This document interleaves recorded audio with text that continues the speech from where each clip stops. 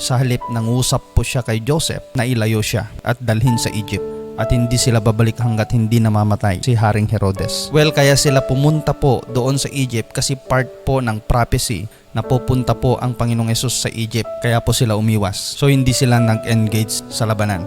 Pangalawa po mga kapatid, nung panahon po na si Jesus ay nagtuturo sa napakaraming tao at nung marinig ng mga Pariseyo ang kanyang turo at labag sa kanilang damdamin, sa kanilang emosyon, nais nilang batuhin ang Panginoong Hesus hanggang mamatay. Subalit hindi pa panahon para mamatay ang Panginoong Hesus, kaya umiwas po ang Panginoong Hesus at hindi po siya nag-engage sa isang labanan. Sa Book of Acts po mga kapatid, nung panahon po na si Paul ay nag-uumapoy na ituro ang salita ng Diyos, balak niya pong pumunta sa isang lugar. Subalit ang banal na espiritu ay nangusap sa kanya at ang sabi niya, huwag ka munang pumunta dyan kasi alam ng Holy Spirit na delikado sa lugar na yon. Kaya hindi sa lahat ng pagkakataon kapatid ay nag-e-engage po